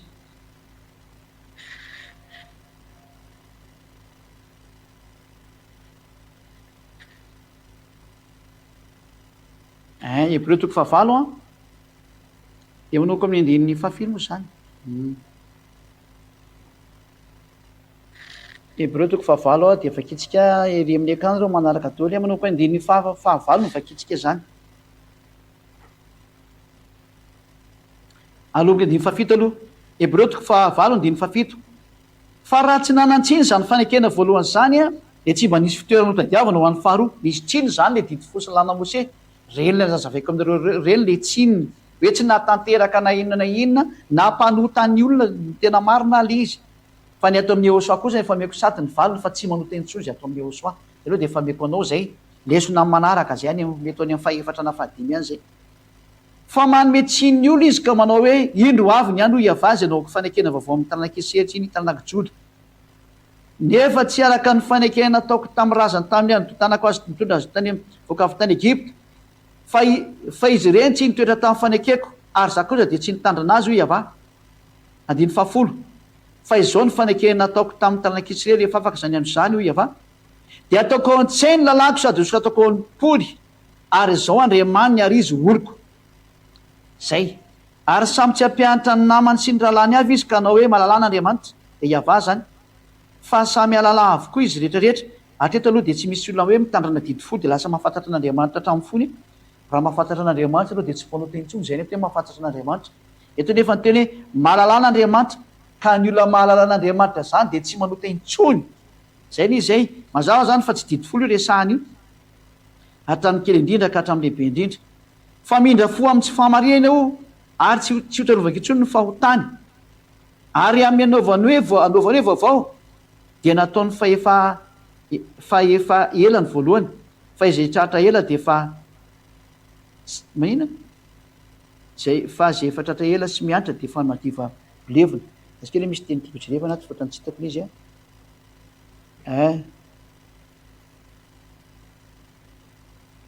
zay zany hoe manao amin'le fanekena vaovao izy zany dia hoe tsy ho apetraka intsony ny fanekena taloha fa ny fanekena vaovao, fa izao no fanekena aminy. Zay le voalazan'ny ten'Andriamanitra teo avy atsika kena tsara le tamin'ny voalohany hoe fa raha tsy nanantsiny zany fanekena voalohany zany dia tsy manisy fitoerana ho atadiavina ho amin'ny faharoa. Nanantsiny le voalohany zany dia esorina amin'izay izy ny dikan'izay. Ary eny amin'ny tenin'Andriamanitra ankay moa dia hoe raha tsisy fahatsinony zany dia tsisy fitoerana ho an'ny faharoa. Aiza moa zay teny izay ndao vakiko kely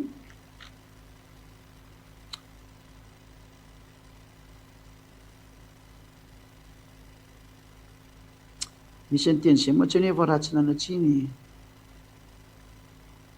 izany fanekena zany dia tsy misy fitoerana ho an'ny aiza moa izy teo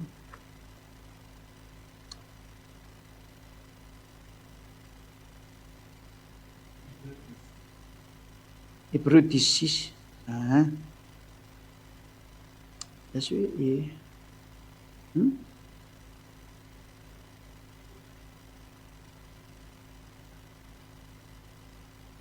zay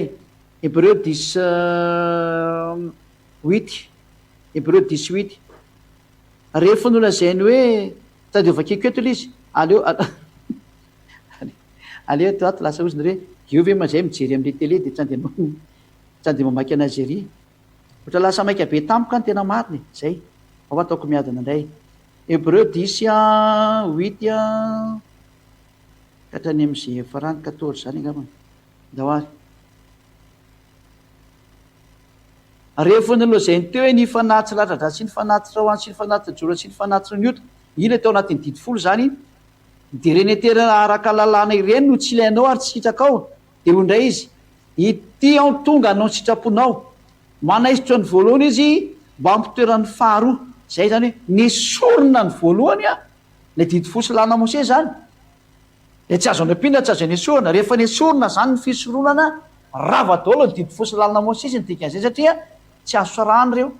ka raha matoa nesorina ny fisoronana miala daholo miara-maty hatrany amin'ny didifolo sy làna Mose. Mbola tenin'Andriamanitra keo fa milaza fa maty amintsika le didifolo fa fanazavana fotsiny ity manaisitra ny voalohany izy mba mitoerana ny faharoa.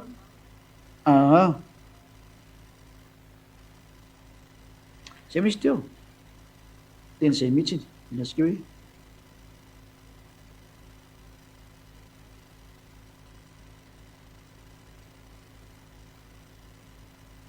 zay vita mihitsy ny izy fa zay le tiako tenena hoe manaisitra ny voalohany izy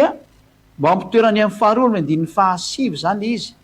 Ka eto zany ten'Andriamanitra dia milaza mihitsiny hoe tena rava ny didifolo sy làna Mose. Ozy nareo hoe fisoronana nge io teneny io ka ny fisoronana nge ao anatin'ny lalàna Mose eo vakitsika indray zay ary lalàna Mose fa tratran'le didy hoe tsy azo anapina tsy azo nesorana vao ny vakitsika teo zay Levitikos 2:20 nge vakitsika Levitikos 2:20 hoe dia any andin'ny fafaraparany ihany ny jerevantsika zao nge vakitsika amin'noko andin'ny 9:20 ka hatrany amin'ny 7:30 any ity lalàna fisoronana ity Levitikos 16 manomboka amin'ny 26 ka hatrany amin'ny 34 hoe ity lalàna fisoronana zay tsy azo anapina tsy azo nesorana ao anatin'ny lalàna Mose io ary lay mandeha nareo zany dia totsika lavidava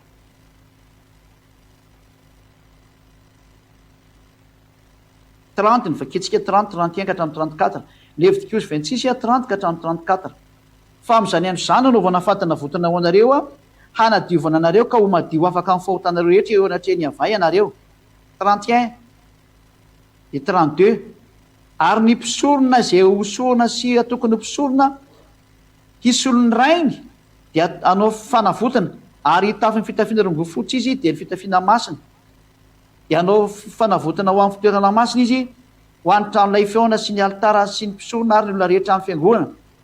ary lana mandrakizay ho anareo zany hanaovana fanavotana ho an'ny Israely indray mandeha sataona hanafany fahotany dia nataony arona araka ny zay efa nanodiny mosiana azy eto zany hoe misy zatra atao isataona fanafana fahotana iny izy io de mamaly an'izay ary ny andin'ny fahina amby roapolo ary lay mandeha fanjoniosila ho any azazela dia nasa fitafiny ka handro amin'ny rano vao mahazo makeo atoby ty loha zay misy osila ray atao fanatsy ary ny vatotrombo lay natao fanatsy ny ota sy ny osila natao fanatsy ny ota zay efa nampidirina atao fitoerana masina ny rany anaovana atao fanavotana de hoentina mivoaka hoeny amin'ny ivelan'ny afo ny odiny sy ny enany ary ny tobony ary hodorana ny taindroroany zay io zany hoe misy fanatitra atao de mandeha sataona tsy maintsy atao io lay nyresana atao amin'ny Hébreux 10:26 teo a io lay hoe tsy azo anampiana Deutéronomie 4:2 Deutéronomie 4:2 zany lalàna zany le hoe Deutéronomie 4:2 aza ampianareo ny teny zay nydiko anareo ary aza ny esoranareo fatandremo ny didiny avy Andriamanitra areo zay nydiko anareo mazava zany io teny io fa tsy azo ny esorana didin'Andriamanitra tsy azo ny ampiana ny fisoroana zany anareo zay mande de tsy azo mbotona atao anatin'ny didy fosy lalàna Mose satria ny lalàna de miteny hoe ny didiny ava aza nampiana aza ny esorana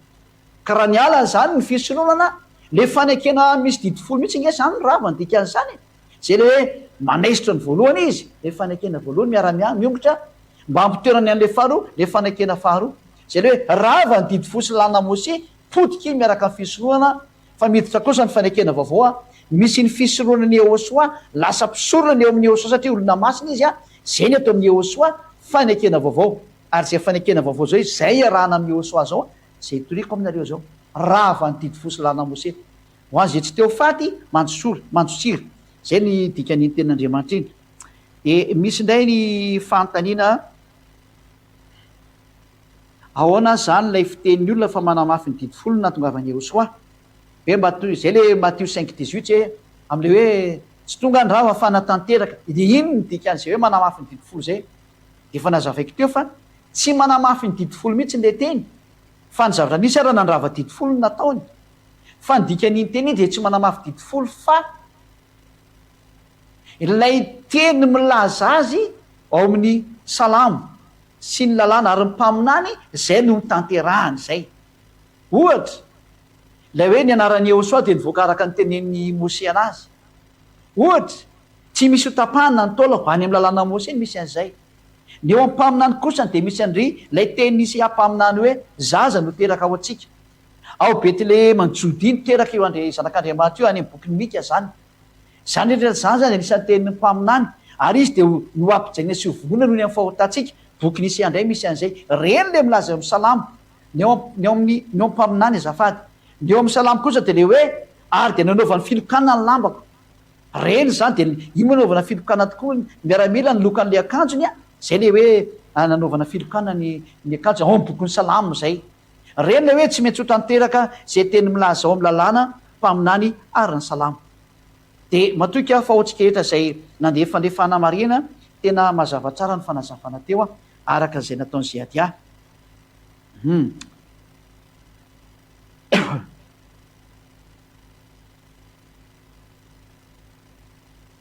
ny tenin'Andriamanitra ao Matthieu 22:36 hoe ny didy lehibe ao de ao amin'ny boky ny Deutéronomie 6:5 hoe tiavan'Andriamanitra ary 19:18 hoe tiavany namanao de zany ny entonina ny lalàna araka Matthieu 22:36 hoe zay ny lalàna raha ny didy folo sy lalàna Mose de zay ny marina zay fa Yehosoa tsy nampitandrina didy folo sy lalàna Mose fa nanazava ny hevitry ny boky lalàna Mose izy hoe lehibe ao nkeo de resaka fitiavany hoe tiavy io Andriamanitra io de tiavy ny namanao zay ny didy lehibe ao fa tsy nisy ny teny hoe de tandremo io didy io any rehefa hiaraka aminazy fa ho an'ny olona ao Israela zay mbola mipetraka ao amin'ny didy folo ka mbola tsy vita Kalvari ny atao hoe Kalvari ao tsy malala de lay hoe mbola tsy niantona teo amin'ny tsy fijaliana io zanak'Andriamanitra io ka maty teo nandatsaka ny rano anao raha mbola tsy maty teo zanak'Andriamanitra io de mbola mitombona ny didy folo sy lalàna Mose ho an'ny zanak'Israely fa rehefa maty kosa ny Yehosoa de tsy mitombona intsony iny fa manaraka ny Yehosoa am'izay ny fahendreny satria rava ny didy folo de tsy mitombona intsony Matthieu 22:36 rehefa mipetraka Kalvari ka de rava automatika reny eny hoe fanekena taloha miala fa miditra ny fanekena vaovao Yehosoa am'izay ary natokana ho an'ny jentilisa mihitsy ny fanekena vaovao nomena ny jentilisa izy zay le hoe torio any am'izao tontolo zao ny filazantsara ka mazava ho azy fa Yahosoa le toriana miaraka amin'ny lalàna ny Yahosoa ary raha voarava ny fisorohana de rava ny fanaikena taloha dikan'izay rava ny didy fosy lalàna Mose ary raha ny voalazany soratra masina nge fa zany fisorohana zany ankeka ny fototry ny lalàna io nge vakitsikity ten'Andriamanitra ty ka raha ny fototra aza moa ny rava raha ny trano no amboarina hipetraka tsony ve ny trano fa raha voarava ny fototra rava hatrany amin'le trano ange ka raha voarava zany ny fototra de ny didy folo tsy lalàna Mose de ny fototra any zareo de tsy ny didy folo ny fototra amin'io fa diso anao fa ny fototry ny lalàna dia de ny fisorohana nge vakitsika ny Hébreu toko fahafolo hoe Hébreu 7 moa zafady pamady indrindra izy Hébreu 7 a somary lavalavakery ny leratsika fa tsy miheno amin'le fantena moa sady fanazavana mihitsy izy a Hébreu 7 a 7 et 11 ny vakitsika feo manomboka amin'ny 11 heures izy de vakiko amin'ny teny frantsay koa Hébreu 7 11 ko raha nisy fanatanterahana tamin'ny fisorohana ny Levy zany hoe moa ve natanteraka ny fisorohana ny Levy na afaka olona tamin'ny fahotana ve ny dikan'izany zay dikany hoe fanatanterahana hoe tanteraka fa tamin'izany no nazahoan'ny olona ny lalàna ahoana moa ny mbola ilana mpisorona hafa iseho araka ny fanaova Melkizedeka ka tsika moa tsy hitolony ambany fa ny titsika teny de hoe tamin'izany no nazahoan'ny olona ny lalàna zany hoe raha tsy misy zany ny fisorohana ny Levy a tsy nivoaka io lalàna Mose sy ny didy folo io zany hoe ny fototry ny lalàna ny mena ny zanak'Israely io zany a de tsy ny didy folo araka ny eritreretinareo fa ny fisorohana ny fototra an'io vakitsika amin'ny teny frantsay indray zay vadindritra Hébreu 7 a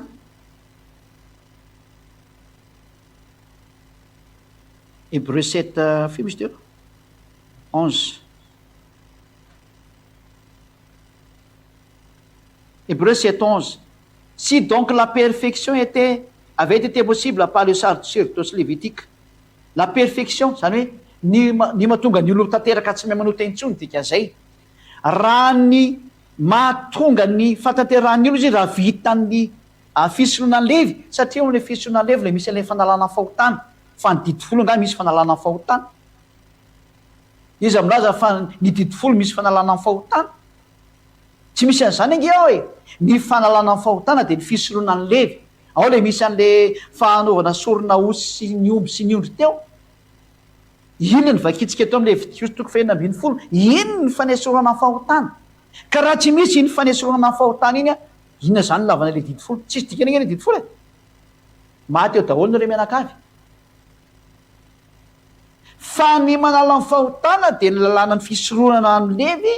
ary iny no heverina fa matateraka ny olona nefa n'iny tsy natateraka de zay na tonga ny hoe car c'est sur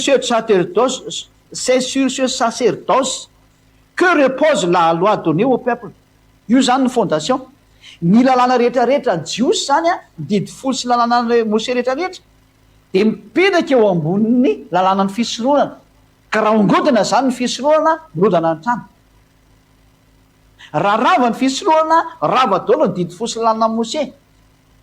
fa mba mandinika tsara am'izay tsika rehetrarehetra de anareo moa zany fa tsy zany matoa zany nongodina teo ny lalàna fisorohana rava ny didy folo sy lalàna Mose dikazay satria io ny fototra ary tamin'io natonga tamin'ny lalàna io nampisy ny didy folo sy lalàna Mose zany hoe raha vao tsy misy io a de tokony tsy napetraka iny lalàna iny dikazay maty ho azy eo le olona ko lalàna amin'ny teny hoe ojony ianao raha manao zao ojony ianao zatra manozina be debe nge zany nipetraka aminao de aiza ny solution am'le manozina tsy haiko na tonga saina ianao raha sy tonga saina am'izany ojony ianao raha manao an'izao any bokyny Levitikos io ojony ianao raha manao an'izao ka raha tsy misy zany le fisorohana ka tsy voazona manak'izao zany ianao lasa didy fenozina nge zany mena io Andriamanitra io e fa le fisorohana kosa no nomena mba hanesorana an'le ojina mba hatonga no tanteraka nefa tsy natanteraka le didy folo sy lalàna Mose porofon'izany mbola manao fisorohana isa-taona ianao ka raha mataona mbola manao fisorohana mbola mpanota ny dikan'izay ary zay no mahatsara ny atao amin'ny Yehosoa ary mahafinaritra be a tena voninahitra n'Andriamanitra tsy mahay manota intsony zay atao amin'ny Yehosoa tsy mila fisorohana intsony eo amin'ny Yehosoa zany ny an'i Yehosoa zany tsy mahay manota intsony zay miaraka aminy bravo Yehosoa zay adia teka ho an'i Yehosoa mihitsy ny bravo be ho an'i Yehosoa tena faly be mihitsy zay adia ho an'izay faly koa mitehaka daholo ho an'i Yehosoa dikazay ka raha voarava zany ny fisorohana dia raha vadolodolo ny lalàna rehetrrehetra tsy ny didy zay. Dia io moa le tratran'le teny hoe raha ohatra ny hoe ny fisoroana rery ny sorona dia tsy azo anampiana, tsy azo ny esorona de autonomia 4-2 no miazona anao a, tsy azonao atao zay. Noho zany raha avy ny esorona fisoroana raha vadolo ny didy fosy lana mose satria bloky ray tsy afaka misaraka ireo. Zay no mahatonga ny hoe ravany hoe fa tena tsy mety tsony ny fisoroana rava. Le didy eo ao tsy mety izy eo soa dia nyravana fa nampiadiny jiosy ny jentilisa tsy mahatanteraka dia nyravana. Ianao nge zany ny adaladala raha mbola hitazona an'io e adalalana ianao ka zay le fanazavana an'iny a fa miezaka moa zano manazavatsika foana ny hoe raha mbola misy fanontaniana zany dia satria moa tena tsara be ny ohatran'izao a indrindra ohatra ny ampitan-dranomasina raha vao maheno ny sujet mantsisy hoe rava ny didy folo tsy maintsy ho taitra dolo ihany ny olona dia esantsika manazavan'izany. Fanontaniana tonga eto amiko ihany koa hoe maninona mbola tsy maty eo soa kanefa efa nitsany sabata kanefa hoe vita ny kalvaria vao tokony rava ny didy folo ny lalàna amin'ny Mose. Ny nahatonga ny Yehosoa nefa nitsaka ny sabata sady satria izy tsy mitandrina didy folo. Tsy nisy Yehosoa mitandrina didy folo zany na indre mandeha azy. Fa ny didy folo na tokony ao amin'ny zanak'Israely dia izy koa mba tonga tao dia nanaraka an'izay tao fa izy tsy nitandrina. Ny fiainan'ny olona zany manao an'io dia mba mandeha izy fa izy tsy nitandrina io zany. Porofon'izany a nitsara raha ny tokony natonga anazy hoe nitsaka ny sabata nefa mbola tsy maty akoriny izy a dia nitikan'iny a izy tsy nandeha tao anatin'io didy folo io. Zay ny marina tamin'le izy. Fa raha nitandrina didy folo izy a dia tokony nananja sabata. Fa zany ny profa na Yehosoa raha tsy nitandrina sabata zany, tsy nitandrina didy folo zany izy efa tonga tety. Ary lazana amin'ireo olombelona rehetra fa tsy nitandrina sabata sy didy folo zany io zanak'Andriamanitra io araka ny zatra hita saritsitry ko ny sabata mihitsy ny ary izy no nampibata olona tamin'ny andro sabata. Oke vakintsika zay teny zay rika hatramin'ny bokin'ny Jeremia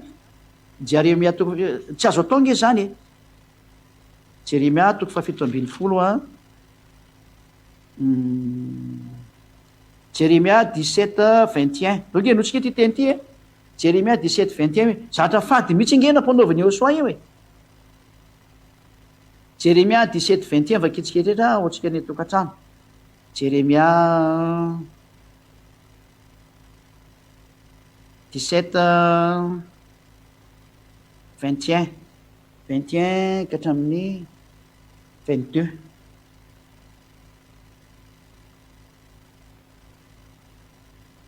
Jeremia 17-21-22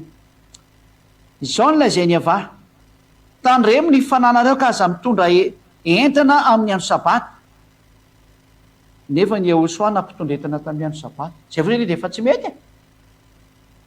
ary aza mampiditra entana amin'ny vavadin'i Jerosalema, aza mitondra entana mivoaka avy any amin'ny tranonareo amin'ny andro sabata na manao raha akory fa masino ny andro sabata arak'izay efa nandidiko anareo. Eto zany ny tenin'Andriamanitra mihitsy milaza hoe aza mampitondra entana na mitondra entana amin'ny andro sabata. Vakitsika aza mitondra entana ka raha mampitondra moa zany tsy vao may loza. Aza mitondra entana mivoaka amin'ny tranonareo amin'ny andro sabata. Eny Yehosoa nefa izy mihitsy ny nampitondra tsy ny manao ihany fa ny mankasitraka ny manao koa vao may loza ny tena maro. Izy mihitsy ny nampibata zany izy zany nampanota olona raha amin'izany hevitra zany. Zany ny profa fa izy aloha tsy nampanota fa midika fa tsy mitandrana sabata izy a ary tsy mitandrina didy folo izy a ary tsy nanaraka lalàna Mose zany izy satria maniny efa manana lalàna izy ho apetrany a lay lalànan'ny Yehosoa fa ny ekena vaovao. Zay ny valin'le teny hoe ko manina ary izy nefa nanitsaka sabata kosany nefa ny didy folo mbola tsy vita akoriny. Dia zay ny valiny satria tsy mitandrina an'io a hatramisy voatonga dia efa tsy mitandrina an'io izy. Zay ny valiny. Toka fa mazava be zay a efa nazavaiko teo le didy antona lalàna ary ny hoe indro ny faharetan'ny olona masina dia mitandrina dinandriamanitra sy ny fonona Mesia. Dia ahoana momba an'izay tompoko? Ny faharetan'ny olona masina sy ny any zany a Yehosoa ny resana amin'io didiny Yehosoa ny resana amin'io satria raha vao resaka Jaona ny resanareo a satria Jaona no taran'io a ny teny Jaona nge ka resaka lalànan'ny Yehosoa ny resany. Do vakitsika amin'ny teny frantsay ty teny frantsay tena malaky be zay sary zay. Vakitsika aleotsika ato amin'ny bokyny aiza no mijery an'izay ty malaky ty aleotsika amin'ny teny frantsay Matthieu Jean 1 Jean amin'ny teny frantsay anao maketsika anazy a.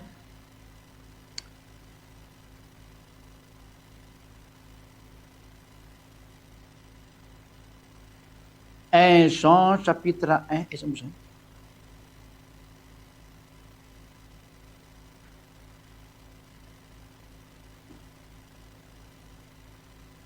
zay. Un Jean chapitre 1 verset 1.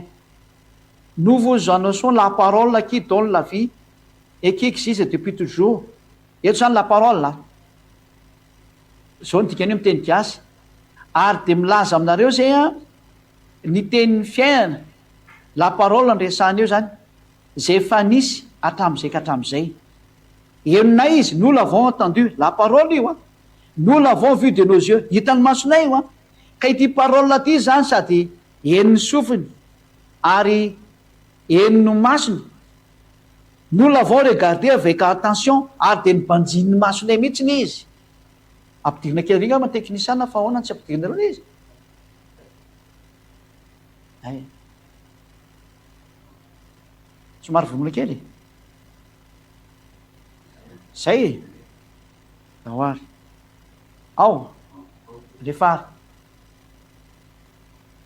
Nous vous annonçons la parole qui donne la vie. Lazaina aminareo a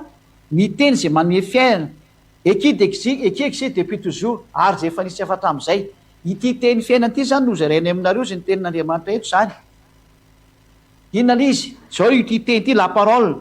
Marika io fa io la parole io de metsika namena anareo ny valiny a.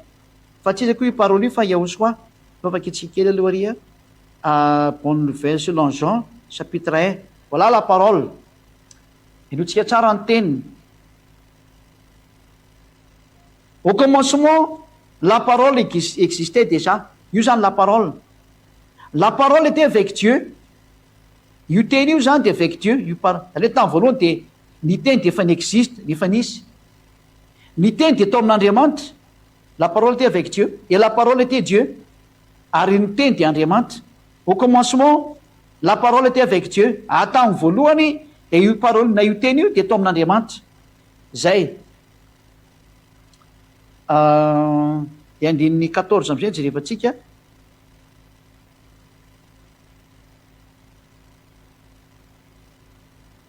La parole est devenue un homme et il a été parmi nous. Ary io parole io na io teny io de tonga tamin'ny olona ary lasa olona ary ny olona niaraka tamintsika izy. Nous avons vu sa gloire, hitanay ny voninahiny. Cette gloire, il la reçoit du Père. Ary zany voninahiny zany a de nraisiny tamin'ny dadany. Zay. Zany hoe la parole resantsika eto zany a de Yahosoa. Lay teny tonga nofo. Voilà, dao izy tsy am'izay tsika rika hatramin'le Jean chapitre 1 efa azonao ny eritreritra zany fa resaka teny Yahosoa ty resana amin'ny parole ty. 1 Jean chapitre 1 verset 1. Nous vous annonçons la parole qui donne la vie. De lazaina aminareo ary lay teny zay mitondra fiainana. Qui existe depuis toujours, toy am'le tary aloha ihany, toy am'le Jean chapitre 1 verset ihany. Zay efa nisy hatramin'izay ka hatramin'izay.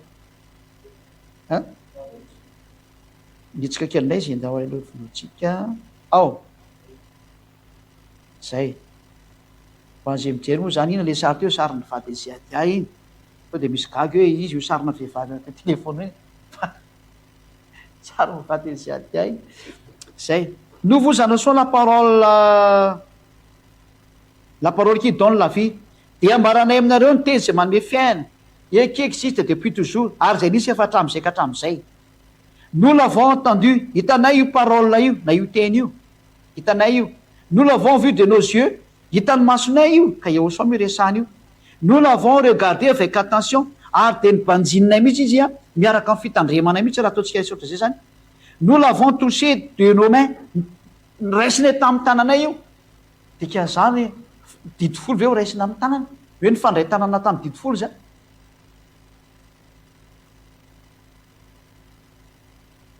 La parole que nous avons entendue, nous l'avons vue de nos yeux. Zay le zay. Hitiny ray tsika ao amin'ny andiny fafiro moa le misy an'le hoe didy vaovao ny meka anareo tsy didy vaovao fa didy hela. Aizy. Nareo jerevako indray aloha ato fa io moa le tena fanteniana loatra satria zay ny anjaiko hoe lay didiny Eosoange tena ino mamaly an'le apokalypsa le hoe tsy mitandrina ny didin'Andriamanitra dia ny finoanany Eosoa ino mamaly anareo io satria tenin'ny Jaona io a dia aloha Jaona ny amaly anazy.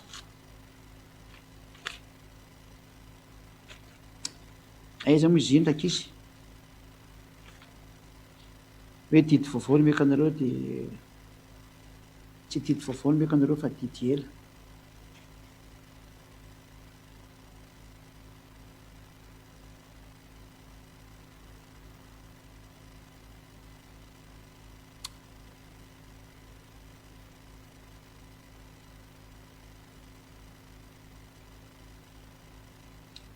Aiza moa misy an'iny azoko aloha direko kely izy satria iny mihitsy ny resatsika an'izy.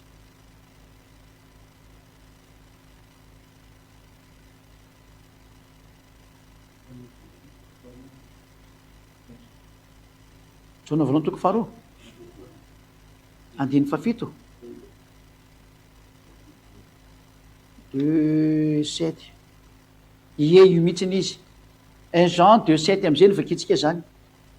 1 Jean chapitre 2 verset 7 voilà ty zany nijerevantsika le hoe didiny Eosoange io resany io 1 Jean chapitre 2 verset 7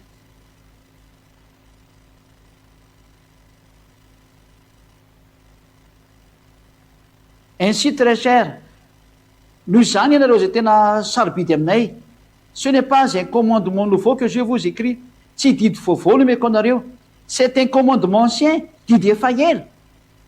vous l'avez reçu depuis le début zay efa niraisinareo efa hatramin'ny voalohany ce commandement ancien io commandement tranainy io zany io didy ela io a c'est la parole que vous avez entendu lay teny efa nomeny Eosoa anareo zay lay teneniko aminao hoe jerevantsika hoe avy aiza io teny io a c'est la parole que vous avez entendu dia efa vetsika am'izay le 1 Jean chapitre 1 verset 1 c'est la parole que vous avez entendu zany hoe niteniny Eosoa zay henonareo ka nididy ela zany eto a dia niteniny Eosoa fa tsy nidia commandement koa sanao diso hevitra nous vous annonçons la parole qui donne la vie dia teneniny aminareo ny teny la parole qui donne la vie zay manome fiaina et qui existe depuis toujours zay fitany hatramin'izay nous l'avons entendu qu'est-ce qu'on a entendu ici c'est la parole zany hoe mipetraka amin'ny fanteny hoe iza zany le heno eto la heno eto dia tsy iza fa il est la parole que nous avons entendu zay le izy maraikitraiky andrela izy zany aloha tapanaky vetivety io zany technicien zay zany raha vao mivadika izy zany dia miovake zany nous l'avons entendu nous l'avons vu de nos yeux nous l'avons regardé avec attention c'est la parole que nous avons entendu zany eto zany miteny hoe la heninay a dia les paroles zany hoe nous avons entendu la parole zay nidika an'ity satria hita hoe nous vous annonçons la parole qui donne la vie et qui existe depuis toujours nous l'avons entendu nous l'avons vu nous l'avons regardé avec attention nous l'avons touché de nos mains io le parole io zany a lay nitazomina tamin'ny tanana la heniny sofinay a la hitany masonay a la parole le resana an'le la parole teneny io a lay zanak'Andriamanitra le am'Jaona toko voalohany diny voalohany hoe lay tamin'ny voalohany teny au commencement est la parole était avec Dieu et la parole était Dieu la parole est vivant avec nous il s'est transformé en humain any nivadika olo izy a niara-nona tamintsika izy a la parole ny anarana io la parole io le menantsika ato amin'ny Jaona voalohany 2:7 io le hoe ami très cher ry namana tena sarobidy ce n'est pas un commandement nouveau que je vous écris tsy didy vaovao no meko anareo c'est un commandement ancien didy taloha didy tranainy be mihitsiny vous l'avez reçu depuis le début azonareo efa hatrany voalohany io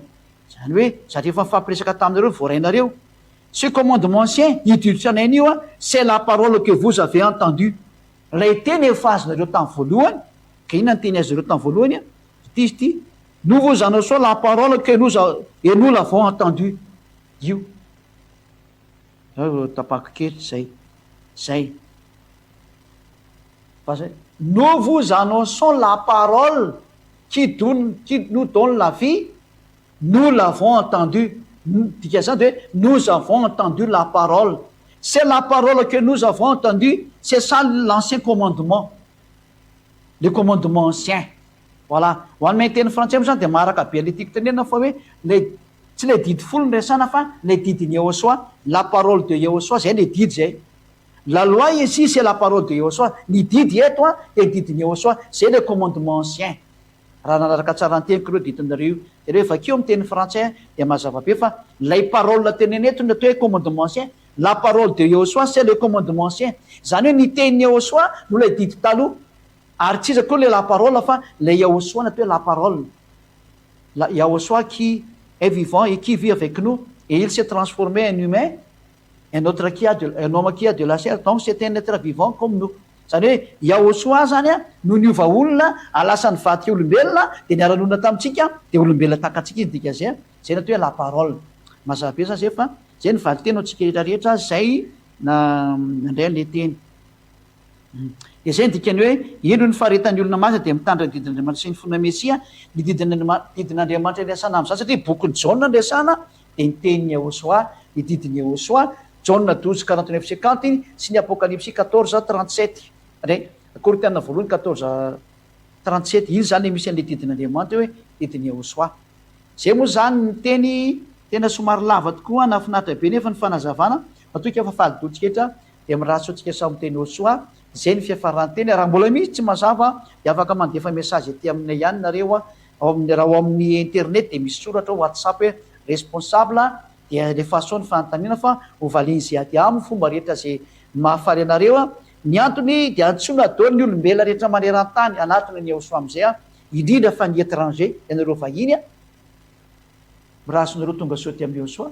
dia nasoaly taontsika iariva afaka atsika. Sotra betsaka dada Yavamalala ny amin'izany teny zany. Sotra betsaka ny amin'ny fampianarana, sotra betsaka ny amin'ny teny fiainana, sotra betsaka ny amin'ny fanazavana. Voninahitra anao dada Yavamalala ko Yehoshua. Vonjeo ny olona tsy ho faty intsony. Vonjeo ny olona tsy ho maty ny zavatra ampianarany ireo fanahy ratsy devoly Satana ireo, izay mbola mamadika ny hatsarany efa vitanao, efa nanova fanekena anao dia mbola didino zareo hiverina foana ny olona. Sotranao dada Yava Yehoshua fa nirahanao ziady lay zanakao dada Yava, lay zandrinao Yehoshua, hitondra ny hatsarana sy ny famonjena ho an'ny olombelona. Voninahitra anao mandrakizay ka io teny sy ny fampianarana hitondra soa ny olona zay voalatra any amin'ny fiainana. Vonjeo amin'izay ny hafafirena rehetra dada Yava, zay rehetra ny ampitan-dranomasina vonjeo daholo dada Yava malala, vonjeo zay voalatra any amin'ny fiainana mandrakizay. Afaingano ny fidiran'izy rehetra tamin'izao fanjakana masina izao. Sotranao afa tsy tarehdrehetra ny dada malaka Yava fa ho faingana dia ho faingana ny asany. Sotra betsaka dada malaka, voninahitra anao mandrakizay. Amin'ny anaranao Yehoshua anaovana izany vavaka rehetra izany. Halleluia, amen. Dia miraso antsika rehetra samy teny Yehoshua mafito izany fampianarana ho aman'arikandria veloma tokoa.